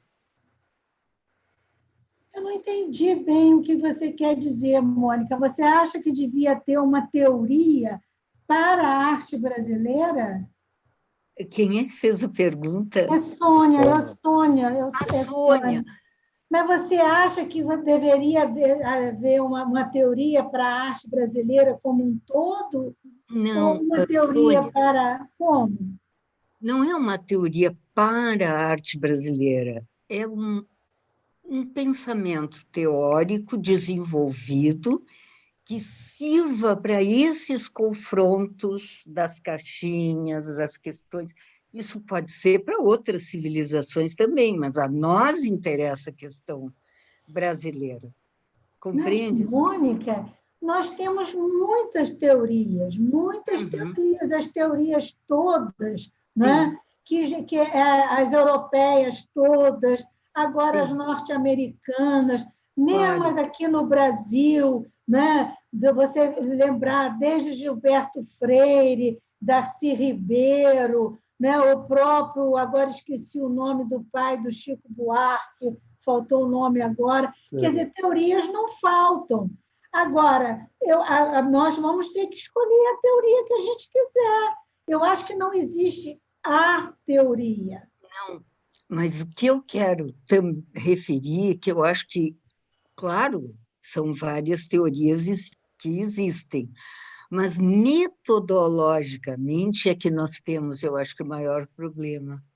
Como usar, como empregar, como abrir... Eu acho que o pesquisador faz a sua própria metodologia. Eu não acredito, não é, que a pessoa tenha que ter a teoria ou a metodologia. Né? Por exemplo, você pode usar do Marx. Né? Muitos usaram do Marx, outros usaram do Freud, outros usaram, sei lá, eu estou querendo dar nomes ilustres, do Saussure, né? Enfim, mas você sabe, isso tudo também já está criticado. Muitos usam do Foucault, mas até do Foucault já está havendo críticas. Então, sim, você tem, infelizmente, nós não temos pai nem mãe. A verdade é que você tem que ter autonomia intelectual para, né, definir a sua própria teoria, a sua própria metodologia. Aí o que você vai fazer? Coitada, né, da gente. A gente vai ter que escolher desses teóricos algumas ideias que Claro, você não vai criar a roda, né? Na altura do campeonato, você não vai criar a roda. Você concorda com Nietzsche, olha só a pretensão minha, né? Mas você concorda com Nietzsche em algumas coisas, com Foucault em outras. Então, você cria um corpo de ideias, e um corpo, quer dizer, teoria é uma coisa, metodologia é outra. E você usa, né? Humildemente, sabendo que ela vai dar certo para algumas coisas e para outras não serve. Eu acho que é o máximo que a gente pode fazer, né, no mundo em que a gente vive. Posso dar um pitaco? Dá um pitaco aí nessa resposta. Não, porque eu acho que assim, com os nossos alunos, o que a gente tem que passar para eles é como isso é gostoso de estudar isso, entendeu? Tipo assim, mostrar como a gente... Pois é. É uma coisa bacana e que nos ajuda a pensar também o nosso país, enfim, a vida e tudo mais. Claro. E assim a gente tem as respostas prontas. Mas eu senti... É jogar essas sementes aí. Claro. Eu senti uma angústia em todos quando relataram sobre isso. Não, mas, Mônica, você está certa. Eu também sinto... Eu sou uma pessoa moderna. Eu também sinto angústia. Eu preferia estar na época moderna. Mas acabou. Então, quer dizer, a gente tem que conviver com a morte dessas... Né? Enfim, é uma pena. Eu tenho uma simpatia enorme por Marx, né? Mas, enfim. Então, a gente tem que conviver não sei, eu acho que o Eduardo está na hora de acabar com essa mesa. Mas eu acho assim, que para o aluno, você tem que mostrar para eles as possibilidades. Mas eu Cabe acho a ele escolher essas possibilidades de acordo com o objeto que ele estuda. Não é? Eu acho que isso é importantíssimo. Ele tem que conhecer essas possibilidades. Eu acho que o papel do professor é esse, é mostrar ao máximo... Né, em função do objeto. Ela parou. A Sônia... Desculpe, querida. Gente, tem uma pergunta final, assim, porque o coitado, o Fabrício está esperando lá também um tempão. Gente, pode. Eu acho que essa é uma discussão que não tem fim, né? Não, eu acho. Vamos ver a pergunta do Fabrício, Arthur, e depois eu finalizo. Sim. Por favor. Então, Fabrício, eu vou ler aqui para a Sônia, né? Com a sua fala, fiquei curioso com o tipo, né, entre aspas, das publicações encontradas e selecionadas pela sua pesquisa na biblioteca. Poderia comentar um pouco? Há, por exemplo, textos desses críticos sobre os salões parisienses, coletâneas, ou são escritos sobre arte de outro perfil, sobre artistas, períodos? Olha, não, o Fabrício, como a gente até tem, eu posso até te mandar alguma coisa. Você sabe qual é a maneira de saber o que tem lá? É entrar no site olha só, eu estou ficando espertíssima, www.minerva.frj.br. Mas deixa eu te dar um exemplo. Por exemplo, do Émile Zola tem o roman, né? Que é onde ele faz o grande... quase que o manifesto do realismo, né? Tem várias coisas do Castanhari, né? Tem várias... do Théophile Gautier, tem pelo menos 2 ou 3 livros. Tem um que é uma coletânea de tudo que ele escreveu para a exposição internacional de 1851. Tudo que ele escreveu sobre as pinturas. Então, quer dizer, é uma maneira maravilhosa de você saber o que, né? Eu fichei, eu fiz um levantamento dos autores que me interessavam, né? Agora, eu chamo a atenção, o problema é que não tem data de entrada na biblioteca. Então, eu estou indo pela data de edição, o que é também uma armadilha, né? Mas também, o que eu vou fazer? Né? Sem armadilha... Ô, Sônia, aos pouquinhos, pelos arquivos, às vezes tem uma dica ou outra, né? Eu perguntei à bibliotecária, ela falou, não tem. Não, na biblioteca não, mas eu digo lá no arquivo do Museu Dom João VI, que às vezes tem algumas recibo de compra, mas é uma coisa assim, demorada. Eu estou com pena de ter sido um pouco dura com a Mônica. E nem tem café depois, né, Sônia? Se tivesse essa chance ainda... Porque se fosse Imagina, Mônica, se fosse presencial, a gente ia para o amarelinho. Ia para o cafezinho agora. Imagina, Sônia, o amor. Não, mas eu sofro como você. A resposta está aqui. Né? Eu fiquei muito ansiosa durante todo o debate, querendo falar, mas era questão mesmo. De todos vocês eu ouvi, não é? Não, mas você tem razão. A gente tem agora que viver nos retalhos. É montagem, tudo é montagem. Eu tenho nostalgia também do moderno. Enfim. Coisa querida, que amor. Está ótimo. Não magoou ninguém, então. Ninguém ficou magoado. Não, acho ninguém que vou ficou encerrar magoado. aqui. Imagina! É um prazer. Aqui a mesa. Acho que, na verdade, foi muito bom, Mônica, teres trazido essa questão, porque acho que sim, eu comentei antes, a mesa anterior era a mesa da depressão, né? Tava sendo... A outra mesa era da depressão. Não, eu achei que foi do desvario. Eu até escrevi agora, o tempo todo a gente estava elaborando e pensando exemplos, foi maravilhoso. Exato, e acho que justamente... Será que a nossa mesa foi do desvario? Não. O que é, Sônia? Eu acho que a mesa do desvario, não? Eu não ouvi, peraí. Acho que o Eduardo estava falando. Está comentando se foi a mesa do desvario. Foi. Maravilhosa. Eu acho que foi de uma compartilhação, um compartilhamento de angústias, enfim, que são de todos nós, e acho que... Isso é bom. É muito bom. Acho que foi muito estimulante, e que bom que a gente estejamos com uma audiência também no YouTube. Acho que foi muito enriquecedor. Acho que são as angústias de nós todos, que a gente não pode fingir que elas não existem, né? Então, é verdade. Uma pena. É verdade. Acho que, como diz a Sônia, a gente tem que olhar também o contexto que a gente está inserido nesse momento, que é de muita... A gente sente falta disso. É maravilhoso. Muito feliz, é. Então, deixo o convite aqui. O convite, acho que alguém está pedindo que a Sônia repita o site que ela mencionou. Ah, não, Fabrício, coitado, eu não respondi direito ao Fabrício. Mas, Isso. Fabrício, é www.minerva.ufrj.br. Esse site é o site das bibliotecas da UFRJ. Você entrando ali, você entra em obras raras.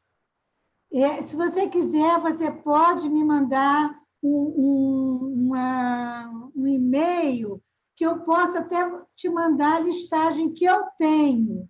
Mas, naturalmente, eu fiz uma seleção do que me interessava, porque eu fiz a escolha a partir do livro do Leonello Venturi, que eu agora estou colada no Leonello Venturi.